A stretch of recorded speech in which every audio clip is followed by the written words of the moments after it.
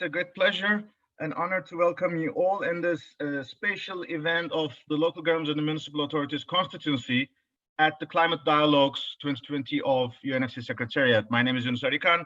I'm the Director of Global Advocacy at ICLEI World Secretariat, based in Bonn, Germany, and I'm also acting as the focal point of Local Governments and the Municipal Authorities Constituency.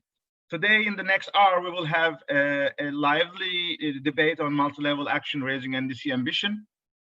I am delighted and honored to host this session with our dear colleagues, Climate Change Association, as a contribution from the LGMA constituency, as a co-hosted by ICLEI.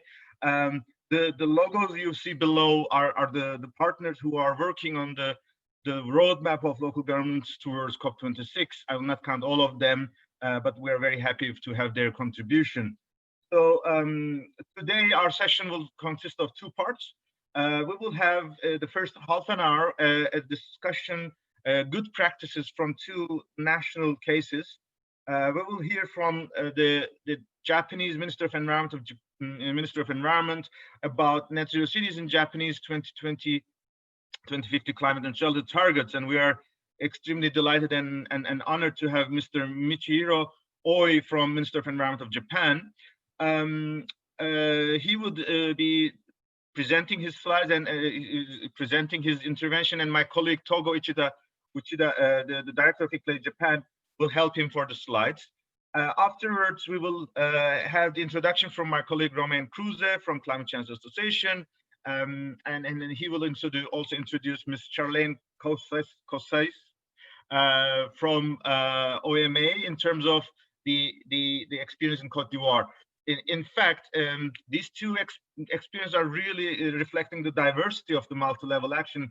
The first one will be more from the national government-led initiative from a highly developed industrial country, whereas the second one will be a bottom-up stakeholders initiative developed by the different actors in the sectors in an African context, so that this reflects multi-level action is a diversity of all nations now, and that's the new normal, actually.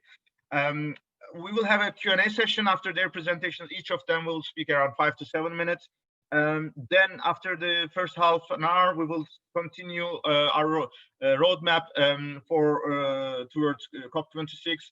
We will have verbal interventions from our colleagues from UCLG, Global Covenant of Mayors, Rwanda Local Government Association, and Glasgow Cities Council, Firdaus Shia O'Neill, Ladislas Negadimana, Duncan Booker, and I also thank you very much for your time and effort. Before we go into the slides, just that to the recall, if my screen can show the next slide, the internet connection. Yes, this is in fact organized as part of the climate dialogues of the UN Climate Convention Secretariat. In that sense, this is an innovative agenda that is to respond that all the negotiations are postponed. From last week, 23rd of November until 4th of December, a number of sessions are taking place. And this is a special event offered by the Secretariat. So we are delighted for this opportunity. Here in this slide, you can see a Climate Voice is another unique innovation that in addition to technical sessions, there's also videos of leaders around the world, and we're delighted to have LGMA members and urban leaders like mayors of Santiago, Bonn, Turku, and ICLEI Secretary General. But in the whole agenda, you can also see videos from Kwadukuzu municipality and Regions 4 as well. And we have also been engaged through a number of delegations to a numerous sessions as well. Setting the scene is why Paris Agreement is important for us, because compared to UNFCCC in '95 and the Kyoto Protocol, this is the document that specifically recognizes importance of engagement of all levels of government. So over the first 20 years of the climate action since 1995, local and regional governments were voluntarily delivering their climate actions and commitments. And our efforts to the negotiations to Paris Agreement have helped us to make sure that this is now enshrined as an element, as a core element of the Paris Agreement. That therefore, Paris Agreement success also is our success. local and regional governments also have a responsibility to deliver. And in that regard, we definitely would like to take that it's not anymore our voluntary initiative, but it's part of our duty. And this also applies to the national governments. Whenever national governments are presenting their policies, they should also be engaged, or they are encouraged to engage with their local and regional governments. And in that sense, we have definitely now seen several examples, and I'm delighted now to pass without further ado, in the sense that multi-level action has been one of the core elements of the roadmap towards COP26, because we want to make sure Glasgow, after all these years, is the multi-level action COP. So both raising ambition at the local level, but also making them vertically coordinated with the national ambition. So that is the essence. And we are delighted to have really interesting experiences from Japan, especially, and also our colleagues from Cote d'Ivoire. With these words, I would like to hand over to Mr. Oy and my colleague Togo, so that they can take through their presentation. And thank you very much once again for your availability, and congratulations for your impressive progress, by the way. Okay, thank you very much, Yunus, for your kind introduction, and thank you very much for inviting me for this very important event. Good morning, afternoon, and evening to everybody. It is my great honor to be here to talk about Japan's recent experience, where many local governments committed to join the Race to Zero by 2050 with a close collaboration with the central government. As many of you have already noticed, the Japanese new Prime Minister, Mr. Suga Yoshinori, declared that Japan aims at net zero greenhouse gas emissions by 2050 in his first political address made in the Diet in the end of October. This was a greatly positive message for us, not only Japanese people, but to the world. And now we, the Ministry of the Environment and the government of Japan, are working hard to elaborate detailed action plan to achieve this net zero by mid-century long-term target, as well as to update its NDC with a view to achieving this long-term goal. At the same time, this was not known well, but many local cities, prefectures, towns, and villages in Japan joins this net zero 2050 declaration. More important point is that such declaration by local governments were made just 1 year and even before the declaration by the central government. This is a story that I would like to share with you today. As you can see in this slide, nearly 180 local governments announced their commitment to net zero carbon emissions by 2050. I want to correct the number in this slide, actually. Today, I heard that 2 more cities declared to join this. So that's why I'd like to correct the number. The 177 local governments announced their commitments as of today. These local governments represent about 82 million people, which is more than 60% of total population in Japan, and $3.6 trillion in GDP. Many of them have joined or are expected to join the UNFCCC Race to Zero campaign. It is amazing numbers, and I would like to say that this success would not be made if there was no strong leadership by my minister, Minister Koizumi, Minister of the Environment, Japan. The number of net zero cities in Japan was just 4 when my minister was assigned in September last year. They are Tokyo Metropolitan Government, Yokohama City, Kyoto City, and Yamanashi Prefecture. So these 4 cities, just after his appointment, Minister attended the Climate Action Summit in New York and learned that actions by non-state actors, especially local governments, are the key to disseminate climate actions in the country. Since then, Ministry himself and the team in the ministry have communicated mayors and governors in Japan. Minister wrote a letter to all prefecture governors to explain the importance of local actions just after his return from the COP25 in Madrid in December last year. When starting this campaign, minister said to aim at the participation of 65 million people, which is the half of total Japanese population. And it takes less than 1 year to achieve this minister's target. And now the number is still increasing. And I can say there has been the actual race to zero movement in Japan. It is also an important factor that many areas in Japan were hit by the unprecedentedly huge typhoons twice in September last year. Disasters caused by the big typhoons, flood, and landsliding. These disasters made local governors and people to realize the importance of concrete actions on climate change, not only adaptation, but also mitigation. For example, Nagano Prefecture in mid-Japan issued 2 declarations on net zero by 2050 and on climate emergency at the same time in December last year. So these movements by local governments and the Japanese people are something behind the declaration by the Prime Minister.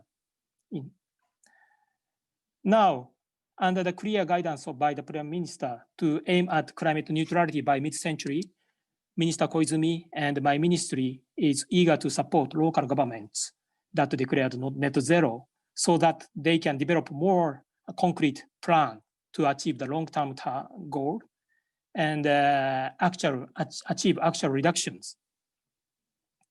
According to the budgetary plan in next fiscal year, which is under consideration with the Ministry of Finance, my ministry will provide some 800 million Japanese yen for the support on the development of action plan by local governments, and 3 billion yen for more detailed plan for deployment of renewable energies in local areas. Some 40 billion subsidies will be provided for introduction of renewable energy and the other mitigation technologies in the local. So now I'd like to show you the second slide. So please, second slide, please, yes. In the international context, we also would like to expand the movement of the decarbonized or zero carbon cities to overseas in a close cooperation with UNFCCC, high-level champions, and the other organizations such as ICLEI. We are considering to hold an online event called International Forum on Zero Carbon Cities in February next year. It will be an online meeting attended by high level, and it aims to share policy challenges, good practices, and solutions among cities and providers. We are expecting participation of more than 50 cities from Japan, Asia Pacific, and the other regions. I believe that it will be a good occasion to share experiences in Japan for achieving the zero carbon cities between Japanese cities to the other cities in the other countries. So this is the end of my presentation, but I'd like to point out 2 important things to conclude. One, firstly, it is important that to have a vertical collaboration between central and local governments. In Japan, action firstly occurred from just a few local governments and gradually become wider with a push by the minister or national government. Then it turns to the commitment of whole national government, and now the national government will support financially and technically for more detailed planning and taking actions by local governments, which gives confidence to those local governments which have not yet decided to declare the net zero. This is a good example that central and local governments affect each other. The second point I'd like to stress is that the step-by-step approach is important to raise the ambition. More than 170 local governments have declared in the net zero in Japan, but I must say that many of them are just declared and now start to think about how to achieve net zero. Ministry will support for those local governments to develop their plans to reduce emissions from now on. And so it is important to have wider participation of local governments to share the goal of net zero by 2050 as a first step by pledging, and then encourage them to step up next level of planning and implementing. I believe this is in line with the strategy taken by the UNFCCC Race to Zero campaign. So I stop here now, and I thank you very much for your kind attention. Thank you very much. So now I am unmuted. Thank you, Mr. Oy, for this really insights about the background and, of course, your future vision. Of course, our also hope is that those progress will feed into the Japanese NDC presented by the COP26, so that the NDC of Japan is also increasing. But we can come to that one in the discussion and Q&A discussion as well. So with that further ado, let me now go to my colleague Romain Crusoe from Climate Change about how the experience of multi-level collaboration is taking place in different countries, and his colleague Charlene Kosai will also focus on the experience in Cote d'Ivoire in the transport sector. Romain, the floor is yours. Thank you, Yunus. We are very happy to have this opportunity to share our experience in this important arena of the UNFCCC dialogues. So my name is Romain Crusoe. I'm Director of Programs of Climate Change.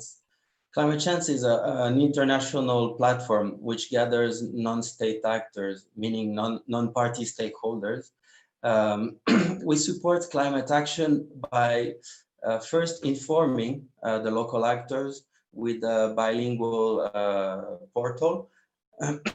We also analyze climate action through the publications of our Climate Change Observatory, which is, by the way, publishing its 2020 report this afternoon. And the third part of our action is through mobilizing the actors through summits, but also virtual activities dedicated to our different coalitions.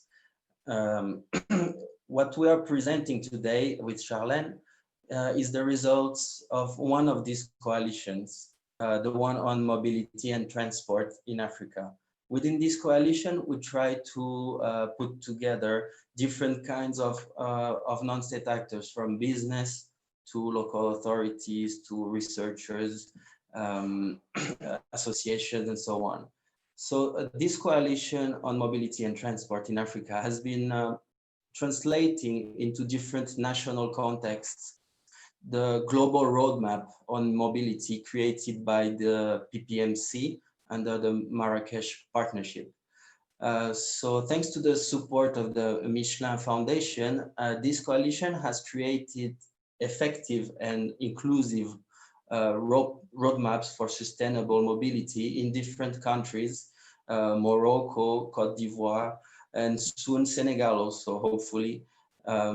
So these roadmaps can concretely help the national authorities enhancing their NDCs and can be replicated in different countries, but also sectors. So we wanted to bring this very concrete example of involvement of local actors into sectoral roadmaps to help enhancing NDCs. And I'll let Charlene Kouassi explain in more details this process in Cote d'Ivoire. Thank you very much. Thank you, Romain, for this introduction. I'm going to show my screen, if it's possible. So thank you very much for this opportunity of presenting what we've done in Cote d'Ivoire since 2018 now. I'm Charlene Kouassi. I'm the lead development manager of the African Mobilities Observatory here. We also have one representation in Uganda for the English African countries. So thank you very much again for this invite. to present this wonderful work in collaboration with Climate Change, of course, with local actors on the ground and with the Michelin Foundation. So this project of roadmap is part of a bigger picture, as Roman said. It's actually following the COP21 and the global roadmap initiated by PPMC, that we needed local perspectives to address local, climate change issues in the transport sector. That's how the roadmap is born, I could say. And following the Moroccan example, Côte d'Ivoire is expected to be the second country to have such an important document to actually guide the decision makers into building strong policies towards greener and more efficient transport system. So we followed the PPMC tool, the PPMC method, which consists in working in 8 axes, 8 elements, key elements of transport system. And here in Côte d'Ivoire, we chose to add 2 more axes to that elements, which are road safety and education of users. As you may know, in African countries, road accident rate is actually pretty high, and the reason for that, it's the behavior, mostly caused by the behavior of people. And we tried and we chose to focus on that aspects. So education of user, road safety, among other, of course, other axes like synergetic urban transformation or low carbon energy or rural mobility, for example, which have to be considered. So after gathering in workshops with a lot of actors, non-state actors, mostly like NGOs, companies, startups, we chose to make a diagnosis of Côte d'Ivoire mobility and transport system first, and then choose to set up goals and objectives.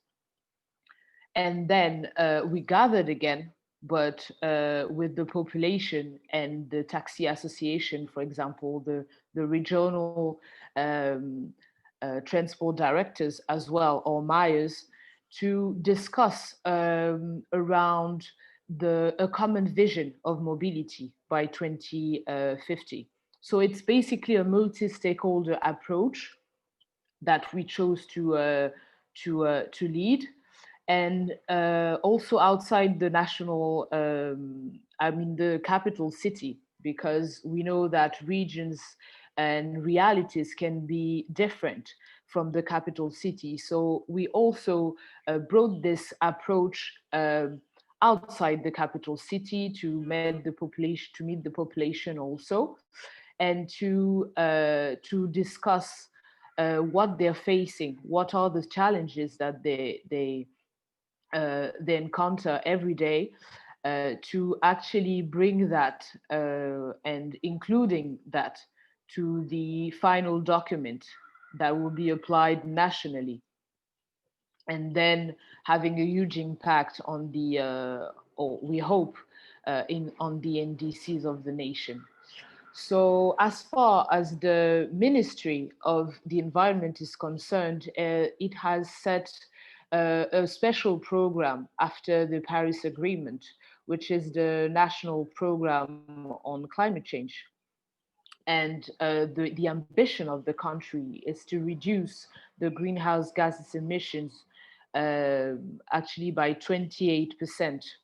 And the transport, if you take the transport alone, we expect to be reduced by 5.73%.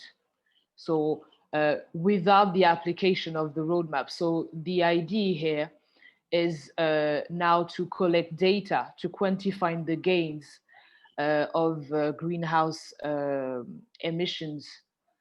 gases emission, if the roadmap is applied. And then we expect this contribution to be added to the NDC. So we are closely working with the Ministry of the Environment to get this done, and to have this bottom-up action actually contribute to the NDC. So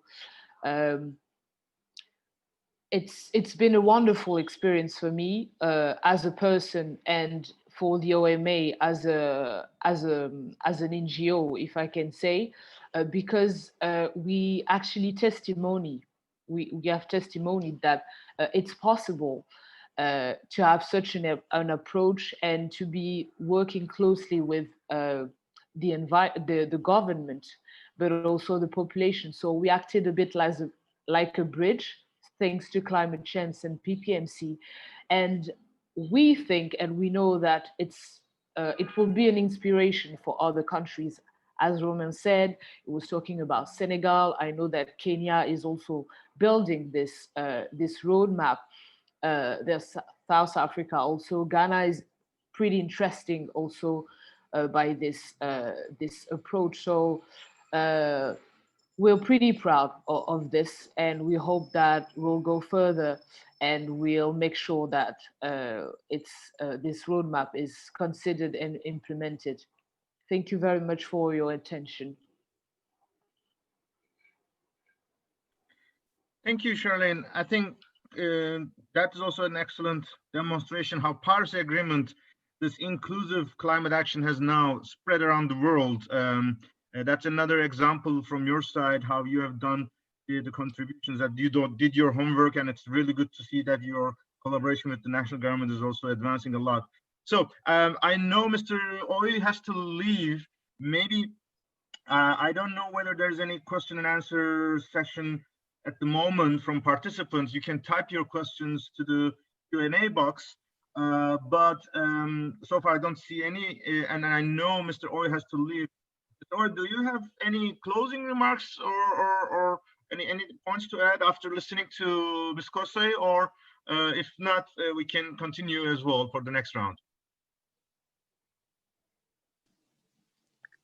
Thank you, Yunus, for asking me. And actually, I can stay here a little bit more longer. So if anybody has questions, I'm happy to reply. Okay, that's great. Thanks.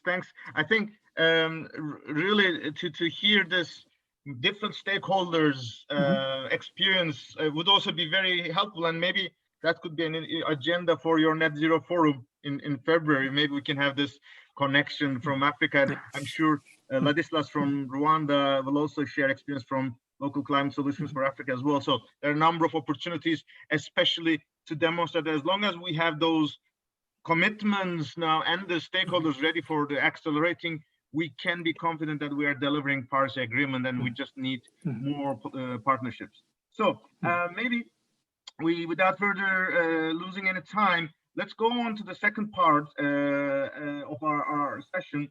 What I would like to start now is a brief update from our roadmap towards COP26. For those who are familiar, local and regional governments are one of the 9 constituencies of the UNFCCC. Since '95, we have been involved in the climate change process and the negotiations, and since Paris Agreement, we are even more ambitious. In that regard, our roadmap towards Glasgow was aiming for 6 main pillars, and we are happy that a 7th pillar, climate justice and social equity, is also introduced just a couple of weeks ago by Glasgow, and my colleague Duncan will mention about that.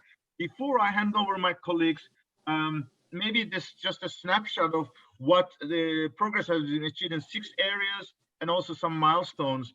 On the raising of ambition, we as cities and regions have increased our engagement, the race to zero. The numbers are almost doubled, and actually probably on the way to tripling. And the latest figures will be released, but that's all the cities and regions who have committed to climate neutrality before 2050, and that will be a demonstration that national governments can run faster, and there are cases like Japan, but we also have Korean local governments, for example. All the Korean local governments have announced their climate emergency declaration, and many from Europe, from US and Oceania are on the front line. And this vertical integration, the NDCP partnership is running in around 50 countries, and more than 50% have subnational components, and ICLEI is participating in 7 countries. My colleagues from Global Covenant maybe refer to the regional locally determined contribution. Today, maybe you may recall over the weekend, Scottish government also announced their intention to prepare their national NDCs. We have seen over these NDCs, as we said, Japan, Korea, but Rwanda and Chile were the most progressive one in terms of multi-level action. In terms of finance, we have the GAP Fund officially operationalized at the Climate Week in New York in September. We did not make too much progress on the UNFCCC agendas because the negotiations were all on hold. We know that. On the divestment front, we have 68 cities within the ICLEI network, and C4 released their mayor's declaration on that. For the mitigation adaptation, obviously, COVID-19 has created a huge and new atmosphere, and I'm sure my colleague Firdaus from UCLG will refer to that. But the logic is that response, recovery, and with Japan, another initiative from Japan, redesign, is the things that we are discussing now. On the transport, we have heard from PPMC and transport community, but from ICLEI side, we also have released our eco-logistics principle. And on the 100% renewables, we have more than 300 cities now committing to transitioning to 100% renewables. For the circular economy, we have a new section in the climate action pathway of human settlements on waste and consumption. On the biodiversity front, we have Edinburgh Declaration, UN Biodiversity Summit. And for the amplification of the global climate action, definitely there was a huge discussion with UN75. There are still efforts to have an urbanization ministerial at the climate COP. Culture heritage community have accelerated their progress, especially with the Rotterdam Forum in Abu Dhabi and culture and climate sessions. And we're engaging, and we have submitted our ideas for the UNFCCC process. If we look at the milestones over these years, obviously the first couple of months were wrapping up with our response to the COVID, but starting from May, we had webinars with our champions. We have ministerial mayor dialogue.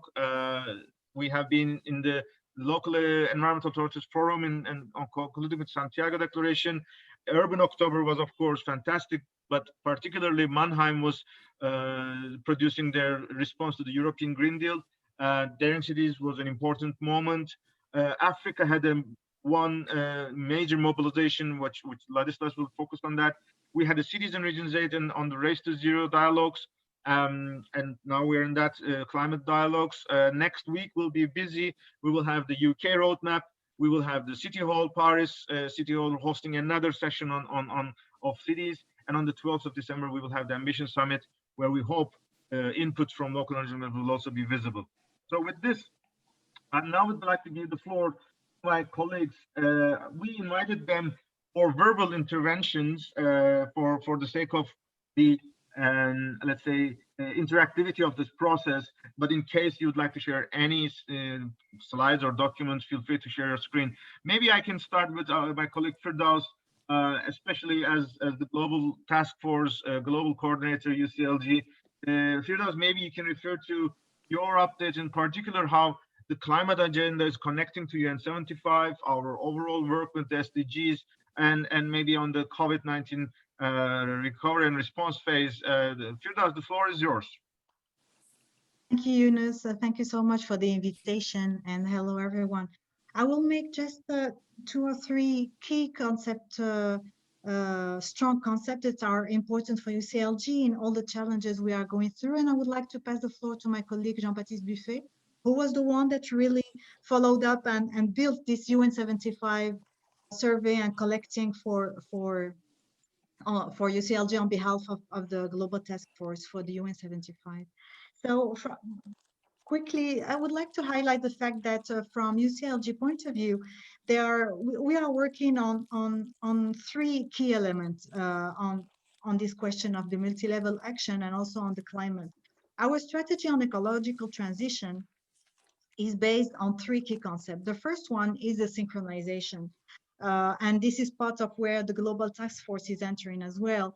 We believe that the emergency is such that we cannot allow time to go through more, and we need to synchronize the efforts of all the actors. And this kind of events and sessions are very important.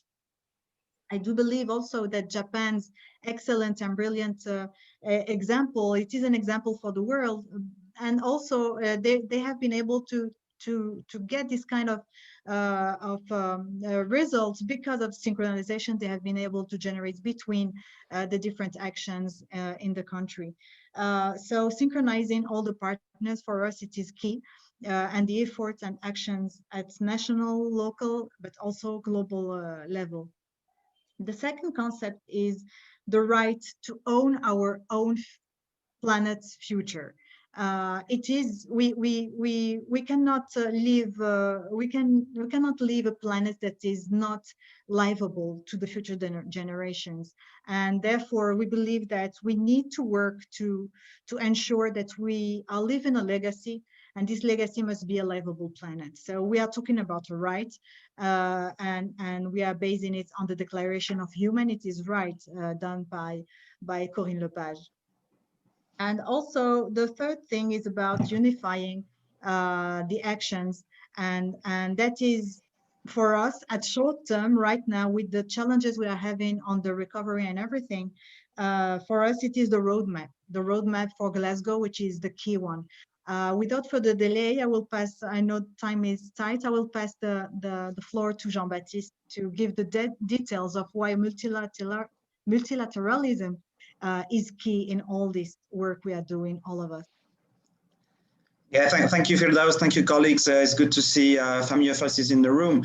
I will be very short. It's just a matter for you to understand how these agendas are connected to the agenda that we defend from the Global Task Force to mainly to the UN, and how we connected climate action with our plea for inclusive multilateralism.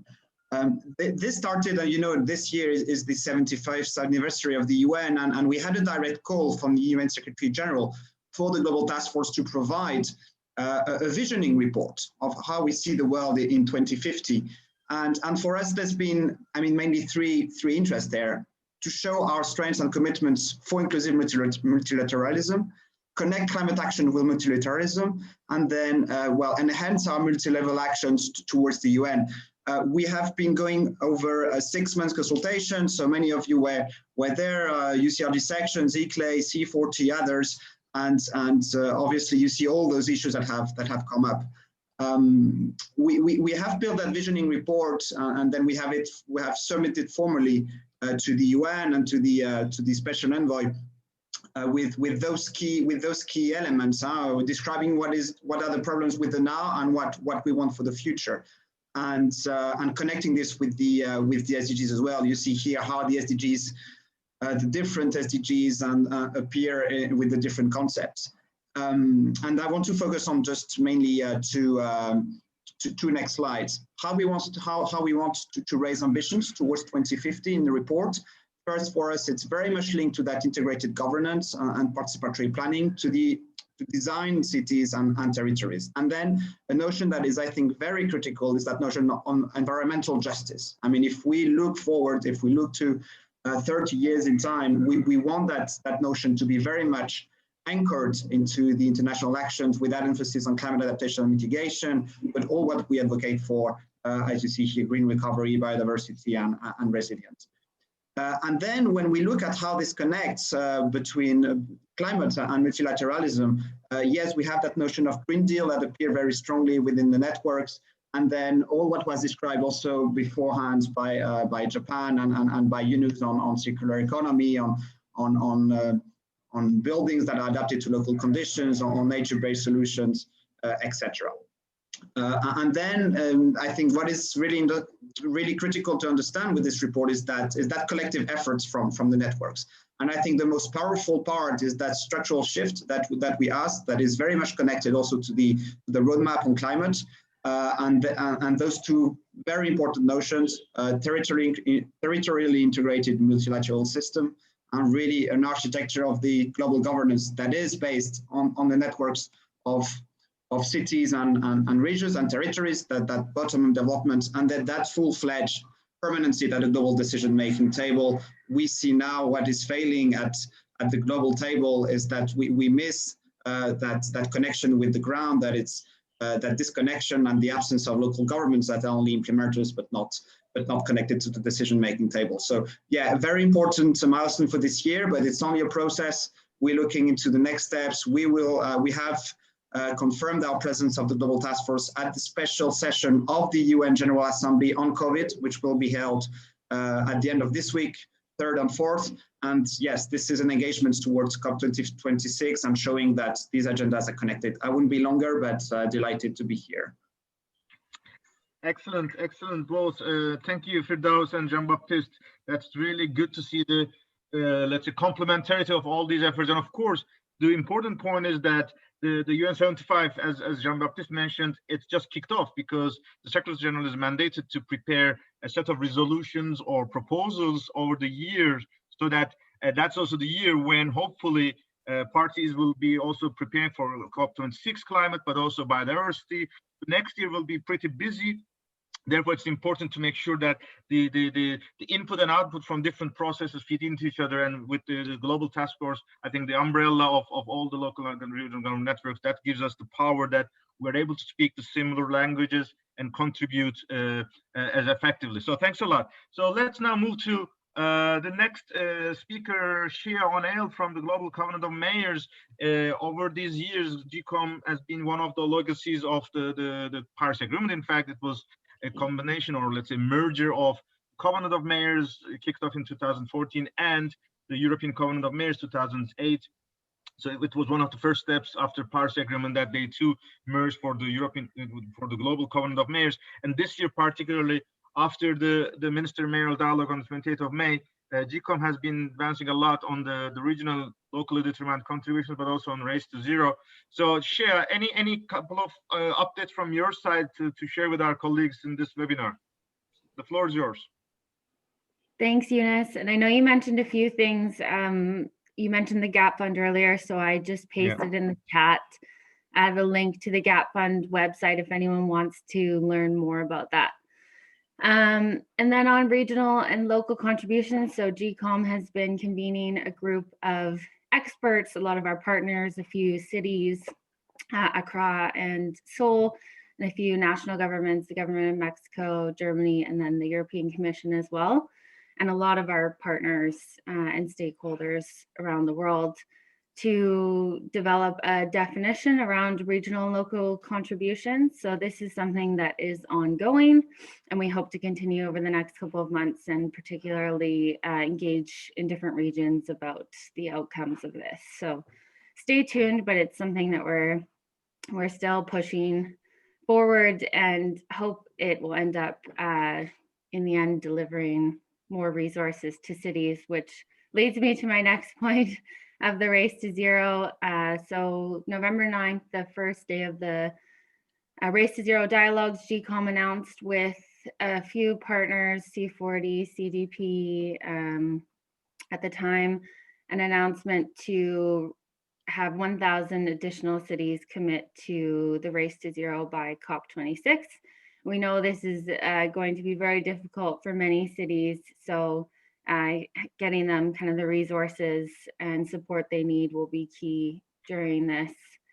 And also including the Race for Resilience, which is something that is coming up. I understand there will be a soft launch of the Race for Resilience on December 12th during the Climate Ambition Summit, and then an official launch in January.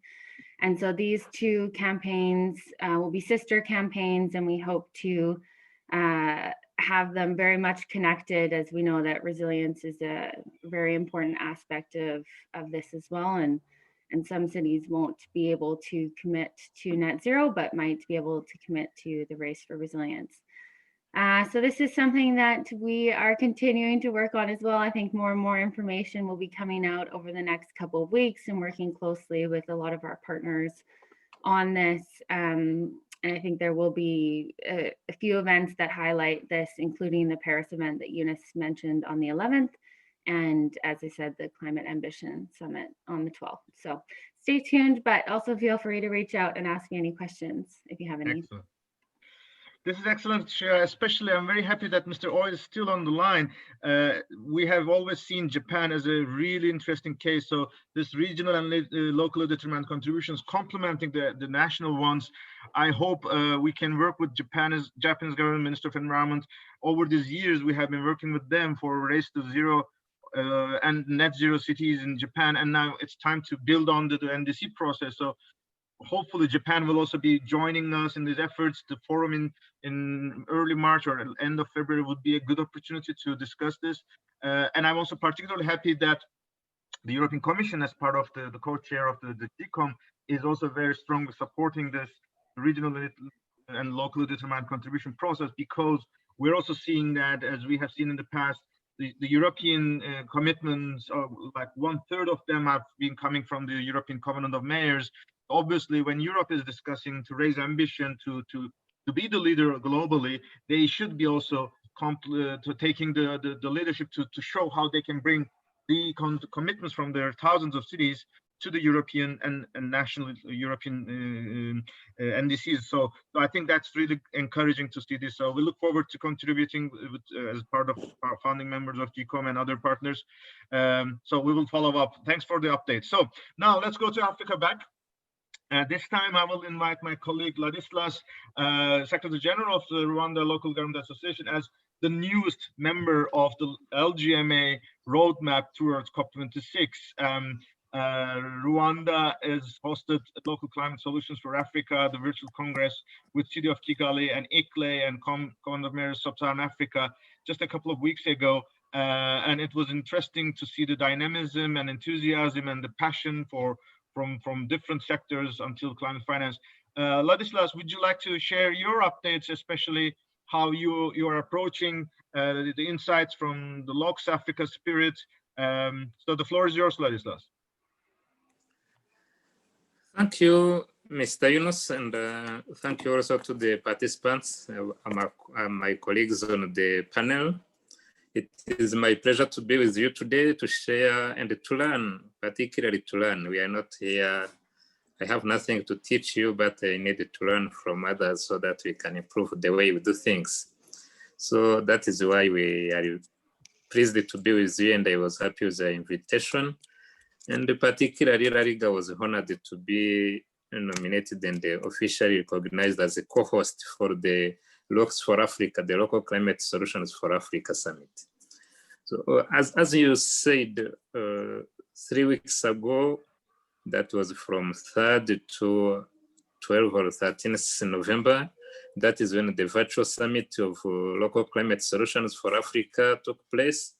And some of those who are here with us today also participated in either 1 or 2 or more sessions, which because it was held virtually because of the COVID pandemic. And it was jointly organized by ICLEI Africa, the government of Rwanda, the Covenant of Mayors, and the City of Kigali was the host. Indeed, it was the Rwanda Association of Local Government Authorities. And it went well. We are very happy, particularly the profiles of the participants was very, very inspiring. The high level of organization and the moderation was also commendable. And the way the City of Kigali hosted this virtual summit, I said, all is not bad with the COVID pandemic. At least we learned on how to do things differently. And as we are celebrating the 75th anniversary of the United Nations, we have been experiencing the setbacks against the Paris Agreement, particularly with the Trump administration, to be honest. But now that at least Joe Biden has appointed Mr. John Kerry as the envoy on climate change, it is good news for actors in a climate solution, because also, I think you remember last time when we were at COP25 in Madrid, John Kerry was there.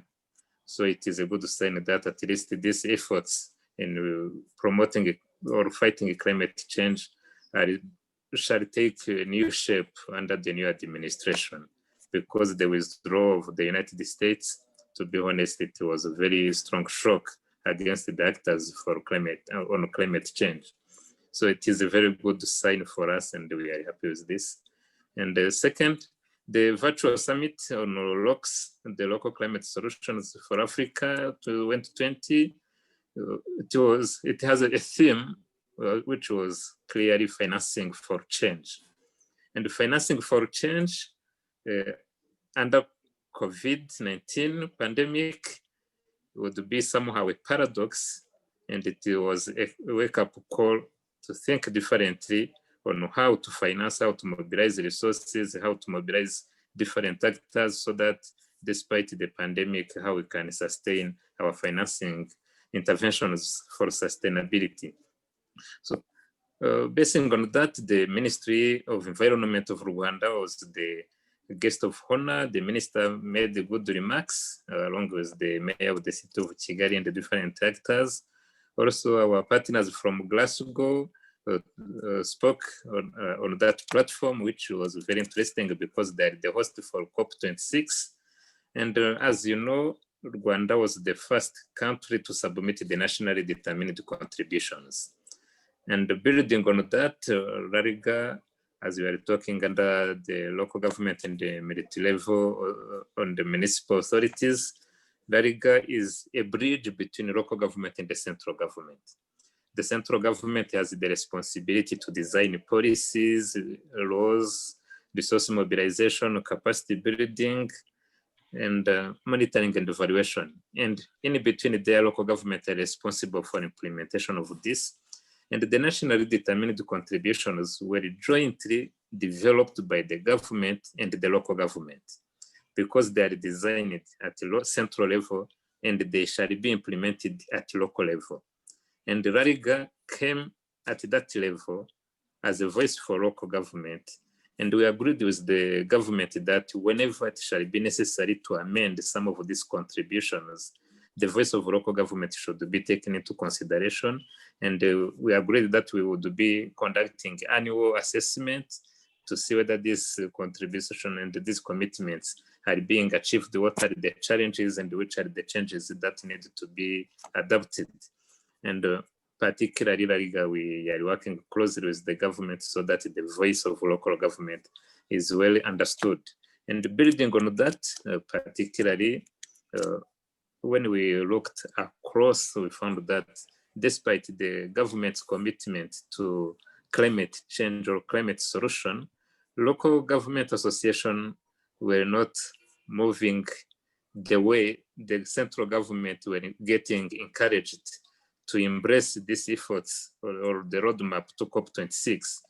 Sometimes, and most of the time, central governments are ahead of local governments, and this becomes sometimes a bottleneck or the key to controversy.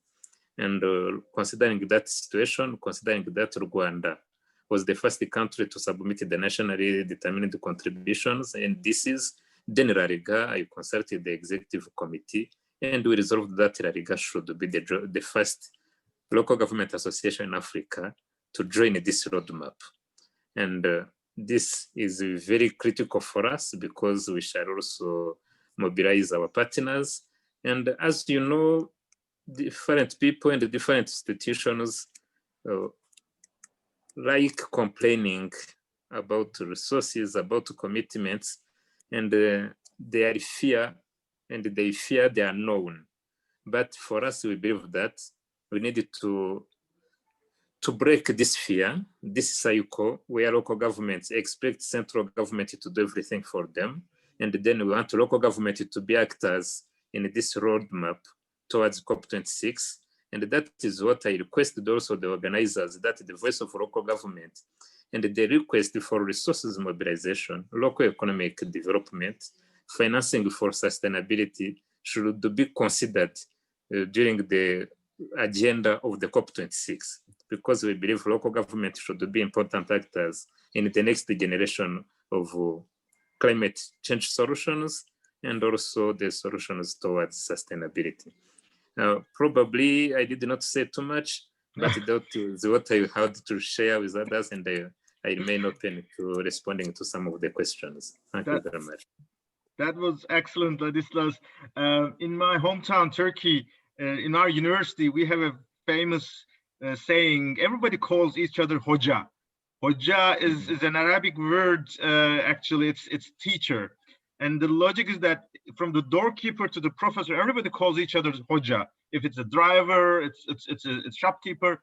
The logic is that everybody can have lessons learned from each other, regardless of their position, socioeconomic level. And then just referring to your example, that it was excellent that Rwanda has been demonstrating leadership in submitting the first African NDC. And this collaboration is also something that we learn. We should all learn, we should share, we should expand. Therefore, we're very happy Ralga joining us. The next COP will be in Africa. We don't know where it is, but Ralga, the rest of the African networks will definitely be on the way with us. So we're very happy to hear your engagement. And with these words, maybe let's close. On the way to COP26, our last speaker is from the host city of COP26. Duncan Booker is been with us of all these months in every step of the preparations throughout the year since Madrid, actually, and Mayor Aitken. And I'd like to invite Duncan, especially over the last couple of weeks, especially at the session, Cities and Regions Day, Mayor Aitken of Glasgow has announced a proposal to the LGMA roadmap, climate justice and social equity, as the 7th pillar, which we warmly welcome. Duncan, any inputs? I know we're a bit time-wise delayed, but we definitely have time always for Glasgow. So we look forward to your intervention. Thank you very much for joining us. Thank you so much, Yunus, and greetings to everyone on the call today from Glasgow, proud host city of COP26. And I so much look forward to welcoming you all in person next November to my home city. It's always a privilege to be on these calls, but I've found it particularly inspiring today. I've really gained a sense of solidarity from the wonderful presentations from our friends in Japan, Côte d'Ivoire, Rwanda, and UCLG. And it just reinforces that sense that local government is delivering on national ambitions and creating the conditions for a low carbon and climate resilient future for our planet. And that's one of the key messages Glasgow wants to get to the world as host for COP26. The other key message, as Yunus has already said, is that we believe that sustainability and social justice must go together, locally here in Glasgow for our most vulnerable communities, but across the world, of course, recognizing that it's the world's poorest and most vulnerable that will suffer first from climate change and who have done least to bring it about. And so we're fully committed to the roadmap set out by the LGMA for multi-level action towards COP26 and the 6 pillars, but we're really keen to propose a 7th pillar on climate justice and social equity. And our leader, Councillor Susan Aitken, has been making that case recently. And we look forward to working with you for a safer and more just planet here in Glasgow next November and in the route towards Glasgow over the coming months. Thanks for having me, Yunus. Excellent, Duncan. I remember Mayor Aitken referring to Glasgow as the heart of the Industrial Revolution, and with COP26, they would like to also pioneer a new type of civilization, a new type of development kicking off in the second NDCs in COP26, and Glasgow again will be a pioneering role. So we're proud to collaborate with you on that, and we will also continue over these months in terms of concrete agendas for physical, probably, preparation for COP26. Thanks a lot for joining. Dear colleagues, we have just 2 minutes over our deadline of today's session. I know that we didn't have Q&A types questions, but I've seen a lot of inputs from the chat box from our speakers. We will definitely share all these with our participants of today. I'd like to give the final opportunity in case anyone of the audience would like to raise any point, any clarification, any inputs. Maybe just 2 minutes, we can reserve time, but if not, we're happy to conclude this. This webinar will be on the UNFCCC Climate Dialogues special events page. It's the only LGMA-led special event, and we're very proud to reflect the diversity of our constituency and the passion and enthusiasm and our collaboration with the national governments across the world. We will also keep this in the LGMA roadmap webinar sessions as well. So as far as I know, I don't see any hands raised up. With this, I'd like to thank all the speakers, all the panelists, and partners. We'll keep you keep you informed of our progress, and we look forward to reaching to Glasgow with an ambitious ambition and its delivery, of course, in the new era. So with that, this is Yunus Arikan from ICLEI Local Governments for Sustainability, the focal point of LGMA. Thank you a lot. The session is closed.